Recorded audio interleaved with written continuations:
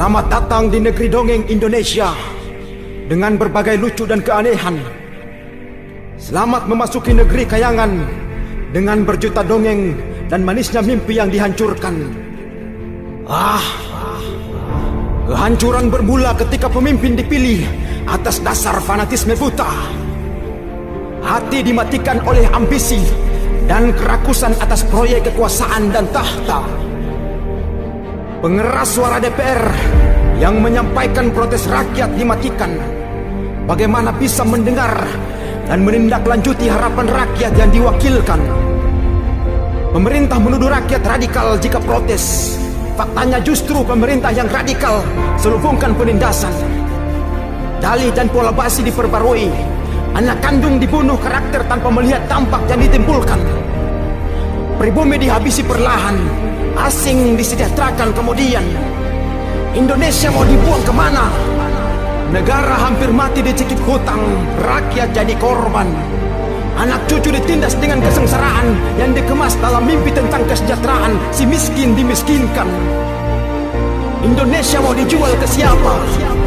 Negeri ini bukan perusahaan milik pribadi, dan kau bukan investor penanam modal. Jangan bercanda.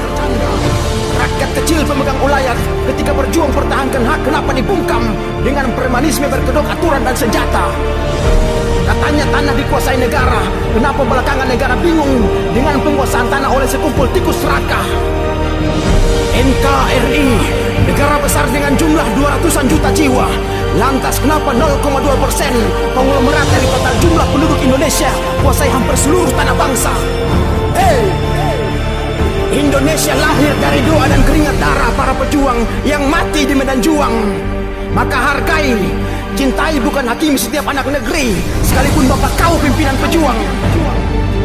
Indonesia bukan barang dagangan yang dijual hingga harga diri dan marwah bangsa pun dikorbankan. Seluruh rakyat Indonesia punya harga sebagai pemegang kedaulatan tertinggi tanpa melihat miskin atau berdasi. Kenapa diinjak sana sini lindungi kejahatan berkedok korporasi hingga bungkam segala bentuk demokrasi? Joget ria para pejabat dibiarkan. Kerumunan pernikahan ahlul bait diborgol tangan. Keramaian kampanye pilkada anak bapak dilegalkan. Percuma. Jika diri terlampau rentah untuk berjuang, diam dan berdoalah. Jika niat terlampau garang untuk bertindak, berdirilah walaupun tergopoh. Jika kuatnya diri dengan bekal rupiah kau torehkan untuk negerimu, berjuanglah. Dan jika anak cucu generasi penerus bangsa masih kau pikirkan, maka lawan segala bentuk penindasan.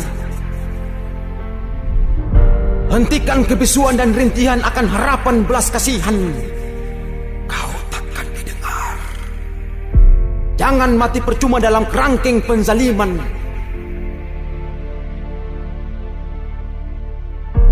Kepada seluruh petinggi negara dan pemangku kepentingan, berikut rakyat yang masih terjebak dalam ketidaksadaran. Segera berbenah.